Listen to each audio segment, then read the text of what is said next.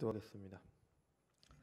참 좋으신 하나님 감사합니다. 오늘도 거룩한 주님의 날 허락하셔서 오전 공예배를 하나님께 영광 돌리고 이 시간 교리 교육을 위해 모였습니다. 주님, 저희들이 이 시간 하나님을 아는 지식을 자라가는 시간 될 수 있도록 인도하여 주옵소서. 우리가 머릿속으로만 알고 머리에서 끝나는 것이 아니라 머리로 배운 것이 우리의 마음으로 내려와서 우리 마음밭에 심겨서 하나님을 향한 삶, 하나님께 영광 돌리는 삶이라는 열매를 맺는 그런 귀한 시간이 될 수 있도록 인도하여 주옵소서. 감사드리며 사랑이 많으신 예수님의 이름으로 기도드렸습니다. 아멘. 오늘은 성찬 두 번째 시간입니다. 로마서 10장 17절은 우리가 대부분 다 아는 구절이죠. 믿음은 들음에서 나며 들음은 그리스도의 말씀으로 말미암느니라. 그러니까 믿음은 막연한 것이 아닙니다. 믿음은 그 대상에 대해서 알 때 믿게 되는 거죠. 그러니까 들음에서 믿음이 날 수밖에 없는 겁니다. 우리가 주님을 믿는다는 것은 주님을 알아야지 주님을 믿게 되는 거죠. 주님을 전적으로 신뢰한다는 겁니다. 주님을 믿는다는 것 말에는 내 모든 것을 주님께 의탁한다는 말이죠. 그냥 단순히 주님께서 계셨고 주님의 말씀이 사실이다 그렇게만 아는 게 우리의 믿음이 아니라 내 모든 것을 주님께 의탁한다. 이게 주님을 믿는다라는 의미입니다. 막연은 근데 막연한 대상에게 그렇게 하지 않죠. 만약에 우리가 전 재산을 어떤 사람이 있는데 그 사람 잘 모르는 사람한테 우리의 전 재산을 맡기지 않을 겁니다. 그 사람이 누구인지 알고 그 사람에 대해서 제대로 알 때 우리의 전 재산을 맡겨서 이렇게 뭐 투자를 하든 뭘 하든 부탁을 하겠죠. 그러니까 대상이 누구인지 정확하게 알 때 의탁한다 그러죠. 이걸 하게 되는 거죠. 그러니까 신자들은 자신이 믿는 내용을 정확히 알아야 됩니다. 그러니까 뭘 믿어야 되는지, 예수님이 과연 누구시길래, 어떤 분이시길래 우리가 내 모든 걸 던져서 예수님을 신뢰할 수 있는지. 자기를 부인하고 자기 십자가를 지고 주님을 따르라고 했는데 예수님이 누구신지 모르는데 자기를 부인하고 뭐 그렇게 따를 리가 없잖아요. 내 삶의 모든 것으로 하나님을 영화롭게 해야 되는데 예수님을 모르는데 그렇게 할 수 없는 겁니다. 참되신 예수님을 알아야 되는 거죠. 그래서 믿는 분이 누구시고 왜 믿어야 되는 것이고 어떻게 믿는 것인지 성경을 통해 배우는 겁니다. 이제 그럴 때 제대로 믿게 되는 겁니다. 베드로전서 3장 15절입니다. 너희 마음에 그리스도를 주로 삼아 거룩하게 하고 너희 속에 있는 소망에 관한 이유를 묻는 자에게 대답할 것을 항상 준비하되 온유와 두려움으로 하고. 신자들은 자신들의 믿음의 내용을 알 뿐 아니라 다른 사람이 물으면 대답할 수 있어야 됩니다. 사도가 직접 명령하신 거잖아요. 성경에 기록이 되어 있는 겁니다. 내가 믿는 것에 대해 누가 물었을 때 준비를 해도 되고 안 해도 되는 것이 아니라 의무입니다. 출애굽기 12장 25절입니다. 너희는 여호와께서 허락하신 대로 내게 주시는 땅에 이를 때에 이 예식을 지킬 것이라. 이 예식은 유월절 규례를 말합니다. 26절입니다. 이후에 너희 자녀가 묻기를 이 예식이 무슨 뜻이냐 하거든. 27절. 너희는 이르기를 이는 여호와의 유월절 제사라. 여호와께서 애굽 사람에게 재앙을 내리실 때 애굽에 있는 이스라엘 자손의 집은 너무사 우리의 집을 구원하셨느니라 하라 하매 백성이 머리 숙여 경배하니라 하매. 그러니까 유월절 예식을 행하는데 자녀가 그것을 물으면 그 의미를 설명해 주어야 된다는 거 하나님의 명령이죠. 그러니까 신자는 자신의 믿음에 대해 묻는 사람이나 아니면 자녀들에게 그것을 전해주는 겁니다. 그것이 하나님께서 명하신 의무죠. 유월절을 이제 예수님께서 이루신 후에는 성찬으로 대체되었죠. 성찬도 마찬가지입니다. 성찬을 왜 행하는지 후손이나 다른 사람들이 물을 때 제대로 설명해 줄 수 있어야 되는 거죠. 그리고 무엇보다 성찬을 통해 주시는 은혜를 누리기 위해 성찬에 참여하는 신자 자신이 성찬에 대한 바른 이해가 있어야 됩니다. 바르게 믿고 바르게 참여할 때 성찬을 통해 은혜를 누리게 됩니다. 왜 그런가 하면요, 하나님께서 신자들에게 은혜를 주시는 방편은 말씀, 성례, 기도죠. 말씀, 성례, 기도를 통해서 우리는 이것을 잘 행할 때 하나님께서 그걸 통해 우리에게 은혜를 주신다고 하셨습니다. 그럼 우리는 그거를 행하면 되는 거예요. 하나님은 그거를 주셨는데 그거 안 하고 다른 것 하면서 은혜를 주십시오 하는 건 안 되는 겁니다. 그걸 정하셨으니까요. 성례는 눈에 보이는 말씀이라고 말씀드렸죠. 말씀은 실제로 경험하는 겁니다. 기도는 말씀 가지고 기도를 하게 되는 겁니다. 그러니까 은혜의 방편은 결국 말씀인 거예요. 그러니까 하나님의 은혜를 받고 싶다면 말씀에 능숙해야 되는 겁니다. 그냥 대충 아는 것이 아니라 능숙해야 됩니다. 성례도 마찬가지죠. 깊은 이해를 가지고 참여할 때 참여하는 그 이해만큼 내가 은혜를 받게 되는 겁니다. 같은 책을 읽어도 어떤 사람이 어떤 상황에 따라서 얻는 것이 다릅니다. 예를 들어서 의학서적을 읽는다. 의학서적 있다고 쳐봐요. 저나 여러분은 의학 지식이 별로 없잖아요. 근데 의학 지식을 가진 의사들이 그 책을 읽는 거랑 우리 일반 사람들이 그 책을 읽는 거랑 얻는 게 다릅니다. 왜냐하면 이해하는 정도가 다르기 때문에. 성례도 마찬가지입니다. 어떤 의미인지 알고 참여할 때 깊이 참여하게 되는 겁니다. 깊은 은혜를 누리게 되는 거예요. 그래서 우리가 성찬에 대해서 배우는 겁니다. 그냥 알기 위한 것이 아니라 참여해서 은혜를 누리고 또 우리의 믿음을 다른 사람들과 내 자녀들에게 전하기 위해서 성찬을 배우는 거죠. 오늘은 3절부터 6절까지를 함께 보고요. 다음 주에 7절, 8절을 마저 보도록 하겠습니다. 먼저 3절입니다. 그 주보에 양이 너무 많아서 글씨가 좀 작게 되어 있는데 그 앞에 나오니까요. 앞에 보시면 될 것 같습니다. 주 예수께서는 이 의식을 행함에 있어서 그의 사역자들을 특정하시어 이 예식에 대한 자신의 말씀은 일반 회중에게 선포하게 하시고 기도하게 하시며 떡과 포도주를 축사하게 하시고 그렇게 축사하여 그것들을 거룩하게 사용될 수 있도록 다른 일반 떡이나 포도주와 구별하게 하시고 떡들을 떼게 하시고 떡을 들어 떼게 하시고 잔을 들게 하신 후에 떡과 잔을 자신들이 나눌 뿐 아니라 수찬 자들에게 나누어 주게 하셨다. 그러나 이 예식이 거행되는 시간에 회중 가운데 참여하지 않은 자에게는 아무에게도 나누어 주지 못하게 하셨다.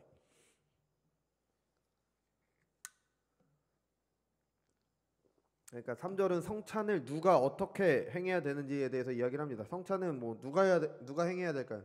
말씀의 사역자인 목회자가 하는 겁니다. 말씀드린 것처럼 성찬은 눈에 보이는 말씀이에요. 설교자가 설교를 준비해서 전하듯이 설교자가 눈에 보이는 말씀인 성례를 집례하는 겁니다. 그러니까 다른 의미가 있는 게 아니에요.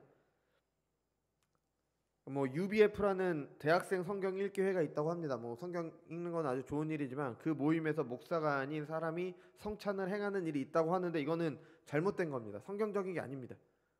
목사라는 직분을 높이기 위해서가 아니라 중세 로마 카톨릭에는 성찬에 참여해야 구원받는 것이었습니다. 그러니까 성찬에 참여하지 못하면 구원에서 떨어지는 거예요. 로마 카톨릭에게는요.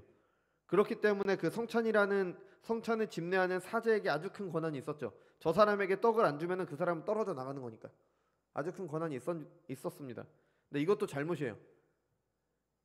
성찬에 참여하지 못한다고 구원에서 떨어져 나가는 건 아닙니다. 성찬은 그 표지이기 때문에 우리가 그동안 살펴봤듯이 성례적인 표지이기 때문에 그렇게 이해해야 되는 거지만 목사가 이렇게 영생을 나눠주기 때문에 목사가 행하는 게 아니라 성찬이 하나님의 말씀이기 때문에 눈에 보이는 하나님의 말씀이기 때문에 정상적인 루트를 거쳐서 세워진 말씀의 사역자들이 성찬을 행하는 겁니다.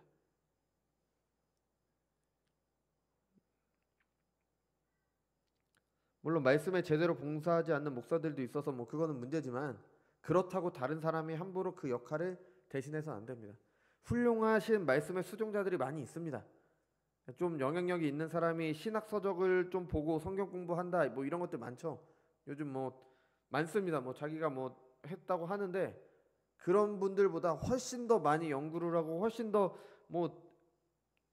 나름대로 성경 연구하는지 어떻게 수년간 공부하고 조직 신학은 어떻고 뭐는 어떻고 이거 다 교회사는 어떻고 이거 다 연구한 그냥 정상적인 루트를 거친 목회자들이 훨씬 더 낫습니다. 아무리 훌륭하신 분들이 한다고 해도 목회자들은 그걸 그러니까 직업이 아니라 그거를 평생 하나님께서 맡기신 사역으로 그냥 계속 하는 사람들이에요. 아무래도 좀 더 전문적입니다. 그러니까 잘 훈련되고 사역하신 목사님들이 많기 때문에 유튜브에서 영향력 있는 사람, 목회자도 아닌 사람들이 전하는 그런 거 찾기보다는 좀 잘 훈련되고 사역하신 목사님들의 것을 찾아야 됩니다. 왜냐하면 정체를 감춘 이단들이 많아요. 되게 그럴듯한 이단들이 굉장히 많습니다. 얼마 전에 이제 저랑 친한 동기 목사랑 같이 얘기를 하는데 유튜브로 뭔가를 봤대요. 근데 정말 잘 얘기를 하더래요. 현대 교회의 문제는 무엇이고 무엇이 잘못되고 정말 다 잘 얘기하답니다. 근데 안식일교회에서 나온 이단입니다. 그 유튜브를 만든 사람이요. 그러니까 말은 그럴듯하게 누구나 잘 다 꾸며낼 수 있습니다. 근데 알고 보면 그 안에 그 쓴뿌리가 들어가 있는 거죠. 그래서 잘 분별을 해야 됩니다. 저희들도 어디서 나왔는지 모르면 구별하지 못할 정도로 그렇게 교묘하게 잘 합니다. 왜냐면 교회의 문제들은 너무나 드러나 있기 때문에 뭐가 잘못됐는지 다 알기 때문에 그래서 더 조심해야죠. 그러니까 정상적인 루트를 거쳐서 말씀의 사역을 하고 목회를 하는 사람들의 말씀을 들어야 되는 거죠. 그래서 어느 목사님께서는 이렇게 말씀하셨어요. 말씀을 제대로 듣고 싶어도 전하는 자가 제대로 전하지 않으면 독이 섞인 음료를 마시는 것과 같다. 그러니까 비슷하다고 되는 게 아니라 조금이라도 잘못된 것이 들어가면 독이 섞인 음료가 되는 거예요.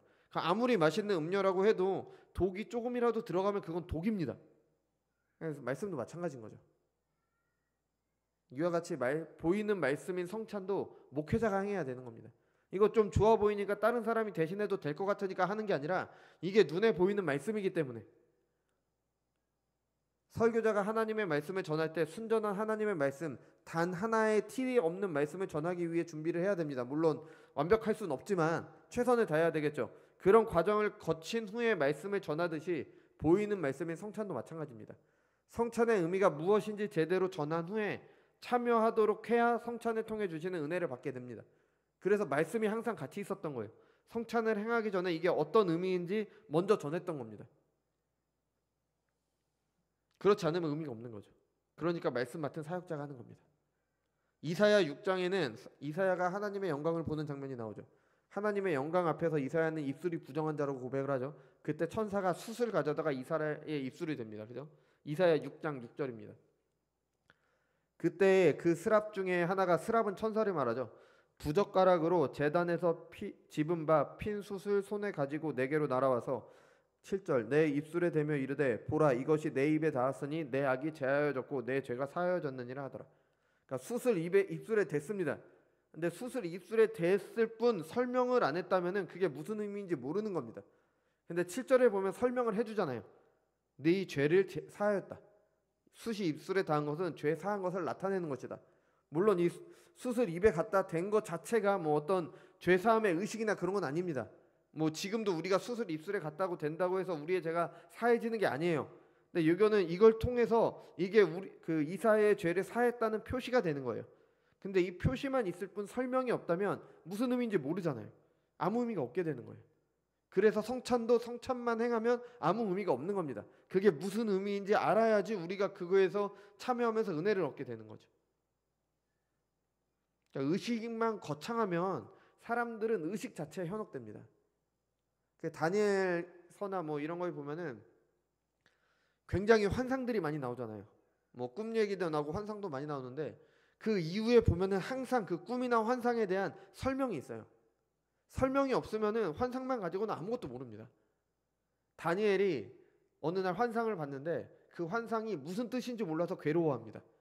그러니까 천사가 와서 알려줘요. 천사가 와서 알려주는데도 제대로 깨닫는 게 하나도 없었다. 이런 내용이 나와요. 그러고 나서 그 환상을 보고 기도를 합니다.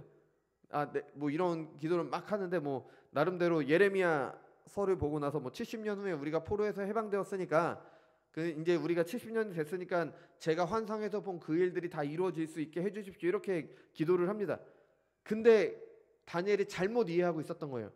그래서 하나님께서 가브리엘을 보내셔서 70일에 동안 이런 일이 있을 거다. 그러니까 70일에가 뭐 특정한 날짜를 가리키는 게 아니라 다니엘이 생각한 70년이 아니라 다니엘이 본 일은 그 포로에서 돌아오는 일은 70년이지만 그 이후의 일까지 다니엘이 봤어요. 뭐 예수님의 초림이라든지 재림까지 봤습니다. 그 이후의 일은 나중에 있을 일이다. 70년 후인 지금 있을 일이 아니다. 이걸 알리시기 위해서 가브리엘을 보내셨습니다. 그래서 알리시는 장면이 나와요. 처럼 환상만 있다면 아무 의미가 없는 거예요. 그게 무슨 말인지 모르니까. 사람들은 잘못 생각하니까 아무런 유익이 없는 겁니다. 그러니까 성찬도 마찬가지인 거예요. 의식만 거창하면은 사람들은 그 의식 자체에 현혹되지 그 의식이 무슨 의미인지 모르기 때문에 하나님께서 그 의식을 통해 주시는 그 은혜를 누리지 못하게 되는 겁니다. 그러니까 항상 하나님의 말씀이 함께해야 되는 거죠. 그래서 칼빈은 하나님의 말씀은 성례 속에 생명을 불어넣는 것이다라고 했습니다. 칼빈이 했는지 어느 신학자가 했는지 정확히 기억이 안 나는데 뭐 저는 칼빈이라고 기억이 납니다. 그래서 하나님의 말씀이 성례 속에 생명을 불어넣는 겁니다. 비로소야 의미가 있게 되는 거예요. 그러니까 말씀 맡은 사역자들이 하는 겁니다. 고린도전서 11장 29절입니다. 주의 몸을 분별하지 못하고 먹고 마시는 자는 자기의 죄를 먹고 마시는 것이니라. 그러니까 성찬에 대한 지식 없이 성찬에 참여해도 주님의 몸과 피를 범하는 죄인데, 성찬을 모르는 사람이 성찬을 집례한다는 것은 더 큰 죄가 되는 거죠. 그러니까 말씀 전하는 사역자가 아닌 다른 사람이 성찬을 집례하는 것은 죄가 되는 겁니다. 그래도 되는 게 아니라 죄예요. 그래서 성찬에 집례하는 목사는 성찬식이 있기 전에 그 의미를 전해야 되는 거죠. 믿음이 약한 자에게 믿음을 불어넣어서 성찬에 참여하도록 위로하고 격려하며 합당하지 않게 참여할 때는 권면하는 일을 말씀으로 해야 되는 겁니다. 그래서 말씀 맡은 사역자가 할 수 있는 거죠. 그래서 어떤 신학자는 목회자를 성찬의 순수성을 지키는 마지막 보루라고 할 수 있다, 이렇게까지 이야기를 했습니다. 자, 그러면 성찬식에서는 어떤 것을 사용을 할 거니까? 성경은 성찬은 주님께서 제정하신 것이기 때문에 뭘 사용해서 어떻게 행해야 될지도 다 나와 있습니다. 성찬은 어떤 것을 사용해야 될까요? 떡과 잔이죠. 떡과 잔. 떡을 사용해야 되는데 우리는 빵을 사용을 하고 있죠. 성경을 따르지 않는 게 아닙니다. 유월절 떡은 어떤 떡입니까? 그 누룩이 들어가 있지 않은 떡이에요. 그죠? 그래서 로마 교회나 루터 교회에서는 누룩 없는 떡을 사용하기도 합니다. 뭐 우리도 교단에서 나오는 이렇게 동그란 칩 같은 거 있잖아요. 뭐 그런 것을 사용하기도 하는데, 누룩 없는 떡을 사용할 필요는 없습니다. 뭐 사용해도 상관없지만 사용할 필요는 없습니다. 왜냐하면 예수님께서 제자들과 유월절 마지막 식사 자리에서 성찬을 제정하셨잖아요. 그때 드셨던 음식은 그냥 일반적인 음식인 거예요. 그러니까 이 성찬이 우리에게 어떤 의미냐면 주님께서 우리에게 주시는 영적 양식을 먹고 마시는 거잖아요. 그러니까 음식을 먹는 개념이 있는 거예요. 그러니까 우리가 일상적으로 먹는 음식이면 되는 겁니다. 그러니까 빵이나 떡이나 누룩이 들어가 있지 않던 우리가 먹고 우리의 몸이 배부르고 건강해지는 거, 그런 거 먹으면 되는 겁니다.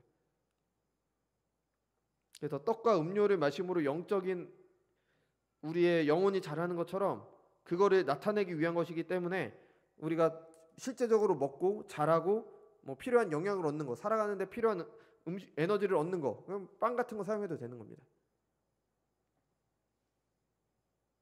떡이어도 되고 빵이어도 되고. 근데 그보다 중요한 게 뭐냐? 실제 먹음으로 내가 배부름을 느끼는 겁니다. 실제 음식이 내 입에 들어감으로 아, 내가 음식을 먹었구나라는 걸 느끼는 거예요. 그걸 통해서 주님께서 주시는 영적 양식이 내게로 들어온다라는 사실을 나타내 주는 거기 때문에. 그러니까 조금 드시지 말고 많이 드셔서 어느 정도 배가 차는 것도 도움이 되는 겁니다. 그래서 어떤 교회에서는 성찬을 행할 때 굉장히 많이 준비를 합니다. 그래서 아예 점심 식사를 그걸로 하는 거예요. 그냥 아예 이렇게 같이 먹고 이렇게 하면서요. 저는 그것도 나쁘지 않다라고 생각합니다. 왜냐하면 먹고 배부르는 걸 직접 느끼는 거기 때문에. 그래서 아직은 아니지만 나중에 기회가 된다면 한번 그렇게 해보는 것도 좋을 것 같아요. 어떤 목사님께서는 직접, 그러니까 빵을 만드시는 게 아니라 에스겔 빵인가 뭐 있어요. 성경에 무슨 빵 만드는 방법이 있어요. 그거를 직접 만드셔서 이제 성도들이 그렇게 성찬식내 다 넣어 먹을 수 있게 그렇게 하셨다고 합니다. 근데 저희 교수님이 그렇게 하셨대요. 근데 나쁘지 않은 방법인 것 같습니다. 왜냐하면 먹고 배부름을 직접 느끼는 게 중요한 거기 때문에 그런 의미를 살리기 위해서 뭐 하는 것도 괜찮을 것 같습니다. 다음에 고린도전서 10장 17절입니다. 떡이 하나요 많은 우리가 한 몸이니 이는 우리가 다 한 떡에 참여함이라. 그러니까 중요한 거는 어떤 떡을 사용하느냐 빵을 사용하느냐 그게 아니라 한 떡에 참여한다라는 의미를 나타내야 되는 거예요. 그러니까 먹고 배부르다는 의미를 나타내고 한 떡에 참여한다. 그래서 잘라놓는 것도 뭐 좋지만 한 떡에 참여한다는 의미로 큰 떡에서 직접 떼어 먹는 것도 의미가 있는 거예요. 그래서 떡을 찢어서 먹는 거에도 의미가 있어요. 고린도전서 11장 24절. 축사하시고 떼어 이르시되 이것은 너희를 위하는 내 몸이니 이것을 행하여 나를 기념하라. 그러니까 떡은 그리스도의 몸을 상징합니다. 그러니까 찢기신 몸을 상징하기 위해서 떡을 찢어 먹는 것도 의미가 있는 겁니다. 그러니까 이런 의미를 살려야 되는 거예요. 뭐 무슨 떡을 사용하냐, 뭘 해, 이게 중요한 게 아니라 먹고 배불러야 되고요. 그러니까 그러니까 뭔가 완전히 배부른 건 아니지만 뭔가 먹었다라는 느낌이 있어야 되고, 그 다음에 한 떡을 먹는다는 의미를 살려야 되는 거고요. 떡을 찢어 먹는다는 의미를 살려야 되는 겁니다. 그래서 이런 의미를 알고 이걸 전한 후에 성찬에 참여해야지 그 의미를 더 알게 되니까 더 하나님께서 주신 은혜를 받게 되는 거죠. 그러니까 이런 의미를 모르면 해야 될 거 하지 않고 상관없는 것만 어떻게든 신경을 쓰려고 하는 거예요.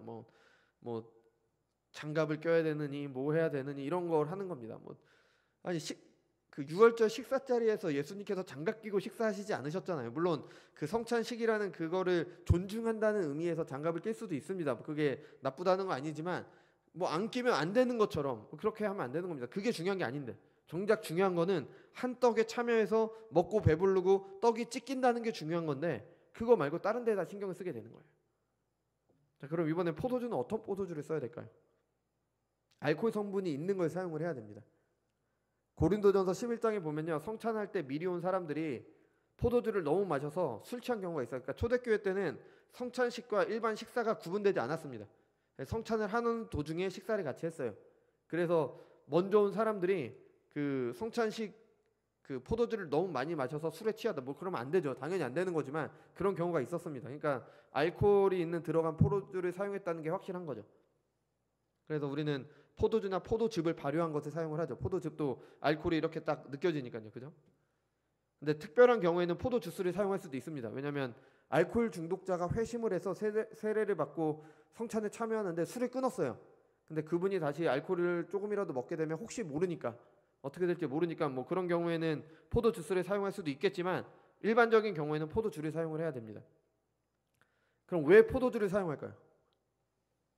포도주는 붉으니까 그리스도의 보혈을 나타낸다. 물론 그 포도주가 그리스도의 피를 나타내는 것은 사실입니다. 그죠? 잔이 그리스도의 피를 나타내요. 그 고린도전서 11장 25절입니다. 식사 후에 또한 이같이 잔을 들고 말씀하시기를 이 잔은 내 피로 세운 새 언약이다. 이것을 행하여 마실 때마다 나를 기념하여라 하셨으니. 아멘. 그러니까 이 잔을 내 피라고 하셨기 때문에 일리가 있어 보입니다. 근데 포도주가 붉은 것만 있지 않습니다. 와인이 화이트 와인 있고 레드 와인 있잖아요. 그죠? 그러니까 그럼 붉은 포도주만 사용하면 되느냐 뭐 그런 건 아니. 어쨌든 그리스도의 보혈을 나타내기 위해 포도주를 사용하는 것도 있지만 그 잔이 그리스도의 피를 나타내는 것도 있지만 더 큰 것은 이 포도주는 떡은 일반적으로 먹던 거라고 말씀드렸잖아요. 근데 이 포도주는 일반적으로 먹던 게 아닙니다. 디모데전서 5장 23절입니다. 이제부터는 물만 마시지 말고 내 위장과 자주 나는 병을 위하여 포도주를 조금씩 쓰라. 그러니까 이게 바울이 디모데에게 충고를 한 거예요. 위장에 병이 있으니까 물만 마시지 말고 포도주를 써라. 만약에 디모데가 평소에도 포도주를 마셨다, 포도주를 물처럼 생각해서 음료처럼 생각해서 마셨다고 하면은 이 말을 할 필요가 없는 거예요. 평소에도 물 대신 포도주를 마셨을 테니까요. 근데 평소에는 물을 마시고 포도주는 특별한 일이 있을 때 마셨습니다. 언제 포도주가 사용되죠? 예수님께서 언제 물을 포도주로 바꾸셨어요? 가나온인 잔치에서. 잔치에서 포도주가 주로 사용이 돼요. 그래서 요한복음 2장에서 보듯이 포도주는 잔치에서 사용되기 때문에 기쁨을 나타내는 겁니다. 시편 104편 15절입니다. 사람의 마음을 기쁘게 하는 포도주와 사람의 얼굴을 윤택하게 하는 기름과 사람의 마음을 힘있게 하는 양식을 주셨도다. 그러니까 포도주는 기쁨을 위한 거예요. 물론 그리스도의 보혈을 상징하기도 합니다. 이 잔은 내 피로 세우는 새 언약이라고 하셨잖아요. 근데 성찬은 그리스도의 구속으로 말미암는 기쁨이 있어야 된다는 겁니다. 그게 포도주를 통해 나타나는 거예요. 그러니까 성찬을 할 때 집례하는 사람들이 검정색 옷을 입고 흰장갑을 끼고 하는데 이게 그러니까 엄숙하고 뭐 이렇게 존중하는 건 좋지만 기쁨이 있는 모습과는 약간 거리가 있을 수도 있는 거예요. 그러니까 약간 장례식 느낌? 물론 주님의 죽으심을 기념해야 되기 때문에 그런 느낌도 들어가 있어요. 정중하고 그렇게 해야 됩니다. 하지만 기쁨도 있어야 되는 거예요.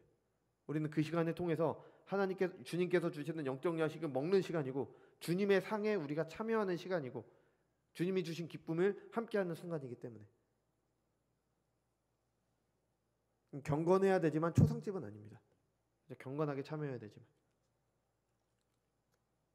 경건하면서 동시에 기쁨으로 참여해야 되는 겁니다. 성찬은 그것에 참여하는 성도들이 하나 된다는 의미도 있기 때문에 이제 뭐 한 떡에 참여한 것처럼 커다란 그릇에 포도주를 담아서 돌아가면서 마신다. 이게 우리로선 상상이 안 되잖아요. 이게 원래 방식이었습니다. 원래 그렇게 해서 한 잔을 마신다고 했으니까. 근데 그 전염병이나 뭐 우리는 지금 코로나가 있잖아요. 그리고 한센병 걸리신 분들이 이렇게 성찬에 참여하는 경우가 생기면서 그런 경우에 한 잔을 마실 수 없으니까 개별적인 잔을 사용할 수도 있다라고 정해졌습니다. 이게 네덜란드 개혁교회에서 정한 거예요. 왜냐하면 그 병 걸리신 분들이 계시기 때문에. 근데 이 말은 사용할 수도 있다입니다. 그러니까 한 잔에 참여하는 게 원래 더 성경적이라는 겁니다. 근데 한 잔에 우리는 지금 편의상 이렇게 나눠서 마시고 있지만 그럼에도 불구하고 한 잔에 참여한다는 그런 의식은 꼭 가지고 참여를 해야 되는 겁니다. 왜냐하면 우리는 한 몸에서 난 한 피를 마시는 그리스도의 몸된 교회이기 때문에, 그 몸된 교회를 이루는 지체들이기 때문에 한 몸을 이룬다는 생각도 반드시 하고 있어야 됩니다. 그래서 성찬의 의미 중 하나가 공동체를 나타내는 거기도 합니다. 그래서 성찬에 참여하는 것만으로 유익이 있지 않습니다. 이런 그 의식에 나타내는 바를 잘 알고, 그래서 그것을 나타내는 바를 잘 드러내는 방식으로 성찬을 이렇게 행해야 되는 거죠. 그럴 때 이제 성찬을 통해 은혜를 누리게 되는 겁니다. 다음 4절입니다. 사적 미사, 즉 성례를 사제나 기타 다른 사람에게서 혼자 받는다든지 또는 잔을 일반 회중에게는 나누어 주지 않는다든지 떡과 포도주에 절을 하거나 숭배할 목적으로 높이 치켜들거나 아니면 가지고 도란다린다거나 혹은 거칠에 만의 종교적인 용도를 위하여 그것들을 남겨두는 일이 있다고 하면 이 모든 것들은 이 예식의 본질에 대해서뿐 아니라 그리스도께서 이 예식을 제정하신 본래의 뜻에도 어긋난다. 성찬은 어디에서 어떻게 이루어졌냐를 얘기하고 있죠. 성찬은 기본적으로 예배당에서 공적으로 행해져야 됩니다. 예배당에서 다 같이 모인 곳에서 함께 이루어져야 됩니다. 몸이 아파서 오랫동안 예배당에 나오지 못하는 경우라면 당회가 결정해서 가서 행할 수도 있습니다. 그분은 특수한 상황이기 때문에. 근데 그 외에는 안 됩니다. 성찬은 예배 중에 이루어져야 됩니다. 그래서 한 떡과 한 잔에 참여하는 공동체적인 의미가 있기 때문에 예배당에서 공예배 중에 이루어져야 되는 거죠. 로마 교회는 성찬을 행할 때 떡만 나눕니다. 잔은 사제들만 마셔요. 그 이유는 화채설에 있습니다. 사제들이 기도를 하면 떡과 포도주가 실제 그리스도의 몸과 피가 된다고 얘기를 해요. 그러니까 이게 눈에 보이는 건 떡인데 그 본질이 바뀌어서 그리스도의 피가 됐대요. 그래서 그 사람들은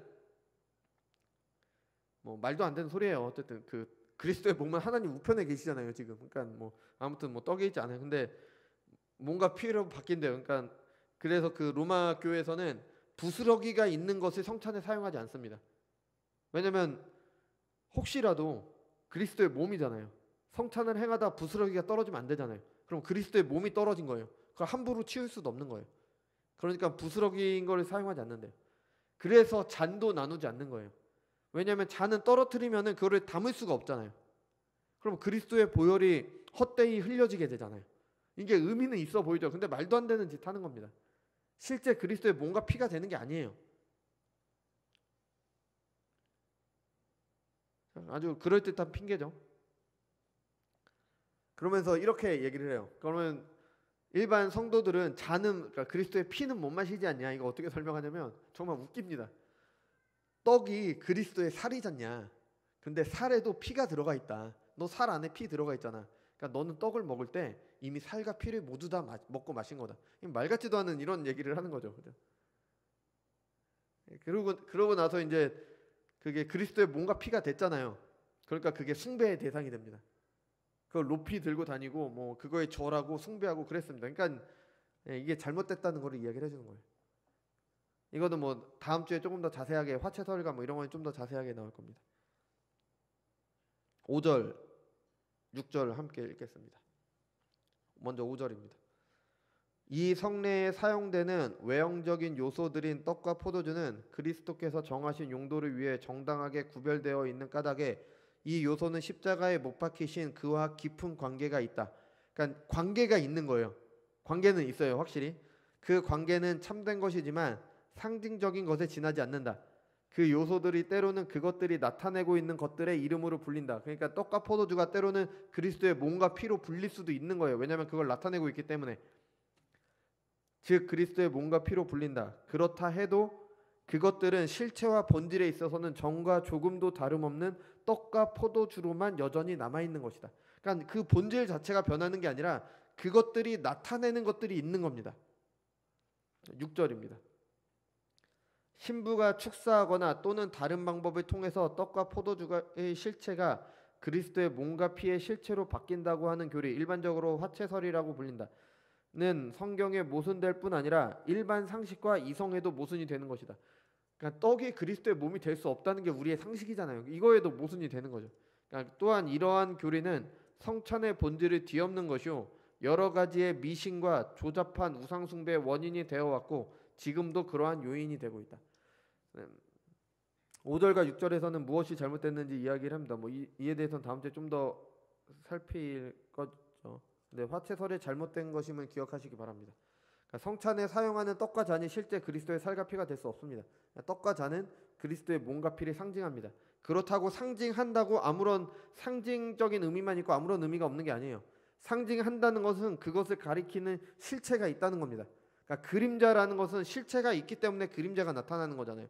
그러니까 이 떡과 포도주를 통해서 그리스도의 몸과 피를 나타내기 때문에 의미가 있는 겁니다. 근데 바뀌는 건 아니에요. 그리스도의 말씀과 성령의 일하심으로 실제 효력을 나타냅니다. 그래서 좀 더 자세히 살펴볼 거고요. 그러니까 화채설과 관련해서는 우리가 그 성찬을 하고 나서 남은 것들은 우리가 어떻게 해결을 해야 되나 이런 것랑 좀 많이 연관이 됩니다. 그 로마 카톨릭에서는 굉장히 중요한 문제죠. 왜냐하면 실제 그리스도의 살과 피니까요, 그죠?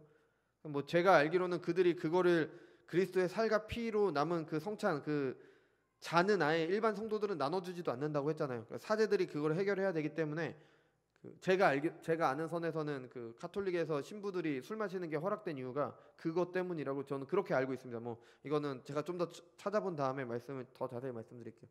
그럼 우리 교회에서는 어떻게 하느냐? 그 떡과 포도주는 그냥 떡과 포도주지만 그래도 성찬에 사용되기 위해 구별됐습니다. 그죠? 우리가 구별했기 때문에 어쨌든 간에 그게 하나님 그리스도의 몸과 피는 아니지만 그래도 구별했기 때문에 그래도 일반 떡이나 포도주처럼 다루진 않았습니다. 예전에 우리 선배들 같은 경우에는 땅에 묻기도 하고 그렇게도 하셨죠. 그러니까 어떤 방법이 좋다 나쁘다가 아니라 그 의미를 알고 그 의미를 살리는 방법으로 행하면 되는 겁니다. 그래서 우리는 항상 의미를 알아야 되는 겁니다. 그래서 우리가 성찬에 대해서 이제 이렇게 나누고 있는 거죠. 그죠? 성찬은 교회에서 매우 중요하게 다뤄졌습니다. 다뤄질 수밖에 없죠. 주님께서 제정하신 성례는 2개밖에 없는데 그 중에 하나니까요. 그죠? 그래서 매우 많은 논쟁이 있었어요. 심지어 개신교의 첫 분리도 이것 때문에 일어났습니다. 그래서 매우 자세히 기록된 이유가 있죠. 그래서 이런 성찬의 의미를 제대로 알고 제대로 참여해야 됩니다. 은혜의 방편이기 때문에. 그래야 하나님의 은혜를 받아 누리게 되는 거죠. 그리고 그 의미를 자녀들과 믿지 않는 사람들처럼 물어오는 사람들에게 설명을 하는 거예요. 우리가 성찬을 행하면은 성찬에 참여하지 못하는 사람들도 있을 것이고요. 같이 행한다고 하더라도 참여하지 못하는 사람들도 있을 것이고요. 그것을 아는 사람들이 믿지 않는 사람들이 물어올 수도 있습니다. 그리고 우리가 행하는 걸 지켜본 아이들이 물어올 수도 있는 거죠. 그때 얘기를 해주는 겁니다. 이러하기 때문에 우리는 이런 의식을 행하는 거다. 그래서 그 설명을 하는 게 복음을 전하는 방편이 되는 겁니다. 그래서 성찬의 의미를 알고 바르게 참여를 해야 되는 거죠. 그죠? 그래서 우리 다음 주에 이어서 계속하도록 하겠습니다. 기도하겠습니다.